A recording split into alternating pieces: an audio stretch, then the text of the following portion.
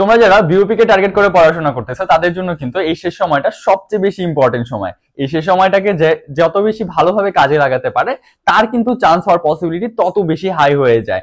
যারা শেষ সময়টা ভালোভাবে কাজে লাগাতে পারে না, অনেক আগে থেকে পড়াশোনা করেও কিন্তু শেষ সময়ে এসে ভালোভাবে পড়াশোনা না করতে পারার কারণে চান্স কিন্তু তাদের হয় না। তুমি কিন্তু তাদের কাতার থেকে একজন হতে পারো যদি তুমি শেষ সময়ে মানে ভালো টেকনিকটা ফলো না করো, বা হচ্ছে একদম পরীক্ষার হল পর্যন্ত তোমার যদি ধারণা না থাকে, অথবা হচ্ছে কিছু কিছু জিনিস যদি তুমি এই সময়টা এসে ফলো না করো। তো চলো আমি তোমার সাথে একদম A to Z বিশ্লেষণ করে বুঝিয়ে দিচ্ছি যে ভাইয়া তোমার এই শেষ সময়টাতে এসে, বা এই যে 25 থেকে 30 দিন সময় আছে, এই সময়টা তোমার কি করণীয় বা তোমার কি কি করতে হবে। ওকে, তোমার হচ্ছে প্রথমত যেটা নিয়ে আমি তোমার সাথে কথা বলবো সেটা হচ্ছে তোমার এই সময়টা এসে পড়ার রুটিনটা কেমন হওয়া উচিত, বা হচ্ছে তুমি কিভাবে পড়াশোনা করবে এই সময়টা এসে। মনে রাখবা এখন এমন একটা টাইম যেই টাইমটাতে তোমার ঘুমানো, খাওয়া দাওয়া আর গোসল এইগুলা বাদে, অথবা হচ্ছে তোমার নামাজ এগুলা বাদে হচ্ছে তোমার পড়ার রুটিনটা হওয়া উচিত সম্পূর্ণ টাইমটা শুধুমাত্র তোমার পড়ার টেবিলেই থাকার সময়। এখন তোমাকে যদি আমি স্পেসিফিক বলে দিই তোমার এই সময় খেলার সময়, এই সময় এই করার সময়, এই সময় ঘুমানোর সময়, এগুলো করার সময় নেই। তোমার হচ্ছে হাতে 6 ঘন্টা ঘুমের টাইম রেখে বাদ বাকি সম্পূর্ণ সময়টা তোমার ঠিকভাবে পড়াশোনায় কাজে লাগাতে হবে। অর্থাৎ তোমার খাওয়া দাওয়া, ঘুম, নাওয়া, গোসল এগুলো বাদ দিয়ে তোমার হচ্ছে সম্পূর্ণ সময়টাই তোমার টেবিলে বসে থাকার বা হচ্ছে পড়াশোনা করার সময়। এখন কথা হচ্ছে ভাইয়া পড়াশোনা তো সবসময় করবো, টেকনিকটা তাহলে কি, বা হচ্ছে রুটিনটা না হয় আমার সবসময় পড়ার আছে, কিন্তু আমার কোন টেকনিকে আমার আগাতে হবে বা কোন টেকনিক ফলো করতে হবে। মনে রাখবা এই যে শেষ সময়টা এসে তোমার হচ্ছে আগের যে পড়াশোনাটা বা আগে থেকে যদি তুমি শুরু করে থাকো তাদের জন্য একটা সাজেশন বা একটা টেকনিক, আর হচ্ছে যারা এখন বা কিছুদিন যাবত শুরু করছে তাদের জন্য আরেকটা সাজেশন। তোমরা হচ্ছে যারা আগে থেকে শুরু করেছো তাদের জন্য আমি বলবো যে তোমার আগামী 10 দিনের ভিতরে তোমার যেই যে টপিকে সমস্যা আছে ওই টপিক গুলো তুমি জাস্ট ক্লিয়ার করে ফেলো, এরপর থেকে তুমি হচ্ছে রিভিশন শুরু করবা। ওকে, বাট তোমরা যারা হচ্ছে এই মাত্র রিসেন্ট শুরু করছো বা কিছুদিন যাবত শুরু করছো বা এখনো শুরু করবে ভাবতেছো, তাদের জন্য কিন্তু সম্পূর্ণ আলাদা। তোমরা কি করবে এই সময়টা এসে যে টেকনিকটা ফলো করবে সেটা হচ্ছে সবচেয়ে ইম্পর্টেন্ট যে টপিক গুলো আছে ওই পার্টটা তুমি এখন থেকে পড়বা, বা এখন পড়ার সময়। তোমার কিন্তু এখন ওই ছোট ছোট টপিক গুলো পড়ার বা হচ্ছে দেখার কোনো সময় নেই। তুমি যদি দেখা যায় এইগুলো ওই ছোট ছোট টপিক বা বিশ্লেষণ করে অনেক পড়াশোনা করতে চাও, সেক্ষেত্রে তোমার এগুলো যাবে ওগুলো যাবে, তোমার কিন্তু আলটিমেটলি কোনোটাই হবে না। সো মনে রাখবা এই সময়টা এই টেকনিকটা ফলো করা মাস্ট। কেউ হচ্ছে যারা আগে শুরু করছে তারা 10 দিন রিভিশন দিয়ে ইম্পর্টেন্ট টপিক গুলো এরপর থেকে আবার পড়া শুরু করবে, আর তোমরা যারা হচ্ছে এখন মানে নতুন শুরু করছো তারা ইম্পর্টেন্ট টপিকটাতেই জোর দিবা। আর তোমরা যদি শুরু করতে না পেরে থাকো বা হচ্ছে মনে হয় যে ভাইয়া এখন শুরু করতে চাচ্ছি, সেক্ষেত্রে তুমি চাইলে এই কোর্সটা, ভাইয়া যে কোর্সটা আছে এই কোর্সটাতে এনরোল করতে পারো। এই কোর্সটাতে এনরোল করলে মাত্র 2টা ক্লাস হয়েছে আর বাকি ক্লাসগুলো তুমি পাচ্ছ।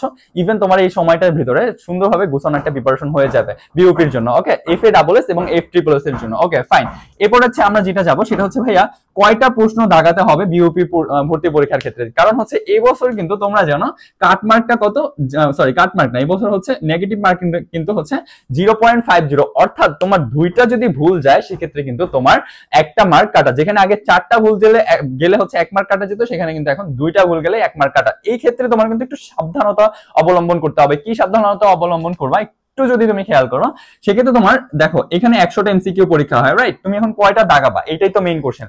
তাহলে তোমার হচ্ছে বাংলায় হচ্ছে 20টা কোশ্চেন থাকে, ইংলিশে হচ্ছে তোমার 40টা থাকে, আর হচ্ছে ধরো জিকে তে 40টা থাকে। আমি FASS বা FSSS এর কথা যদি একটু বলি, সেক্ষেত্রে তোমার মনে রাখবা এই জায়গাটাতে এসে তুমি 80টা প্রশ্ন তুমি একদম যদি পারো 80টা, অথবা হচ্ছে মোটামুটি শিওর হয়ে তুমি 80 থেকে 85টা কোশ্চেনের বেশি দাগানোর কখনো চিন্তা ভাবনা করো না। যদি তুমি ভাই সবগুলো পারো তাহলে তো আলহামদুলিল্লাহ, তুমি অবশ্যই দাগাও।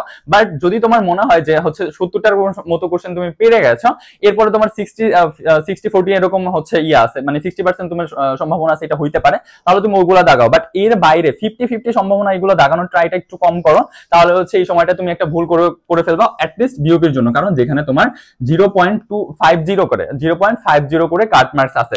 সো তোমার যেহেতু হচ্ছে FBS বা FSSS হচ্ছে মোটামুটি ভাবে 70-র কাছাকাছি মার্কস লাগবে, তোমার হচ্ছে ওই যে 55% যে মার্কসটা, অর্থাৎ তোমার পরীক্ষার এক্সাম হলের যে মার্কসটা আছে, এইখানে যদি তোমার হচ্ছে 100তে তোমার 70-র মতো তোলা লাগে, সেক্ষেত্রে তুমি হচ্ছে এর বেশি কিন্তু দাগালে একটা বড় সড়ো লেভেলে বাস খেয়ে যাবা।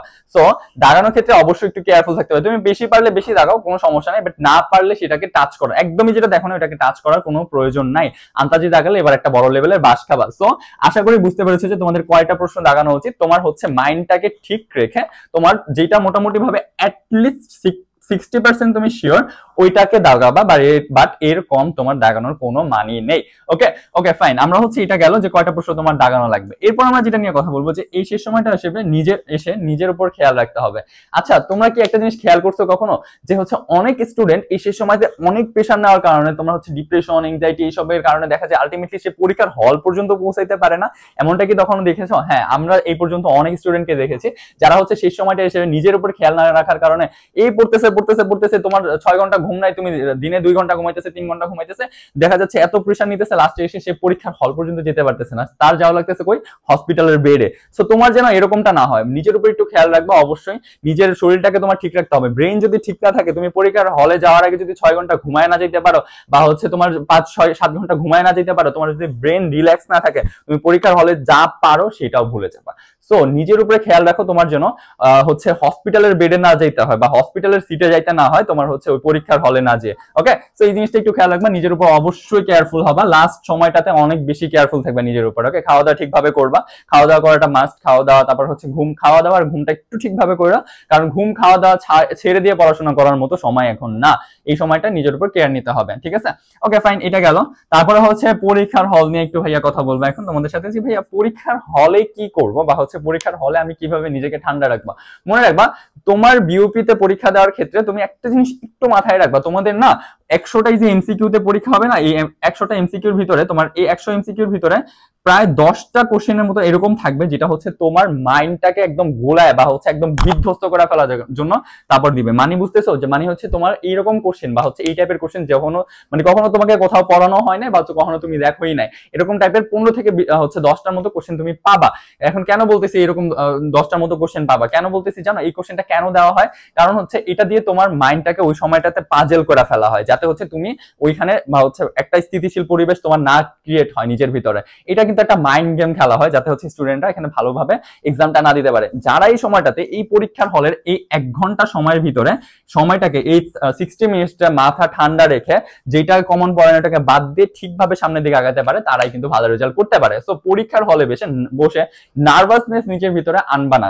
বুঝবা, যখনই দেখবা তুমি একটা কোশ্চেন পারতেছো না, প্রথম ধরো 5টা কোশ্চেনই তুমি পড়ার পর পারতেছো না, প্রথম 5টা কোশ্চেন তুমি পড়ার পারো না, নো মানে কোনো পেইন নেওয়ার দরকার নেই, পেইন নেওয়ার কোনো দরকার নেই। তুমি পরবর্তী কোশ্চেনে যাও, দেখবা আস্তে আস্তে কয়েকটা কোশ্চেন পারতেছো। অথবা ধরো তুমি হচ্ছে 4টা কোশ্চেন পারলা, দেখলা 2টা কোশ্চেন পারতেছো না, ওকে ফাইন, পরের কোশ্চেনে যাও।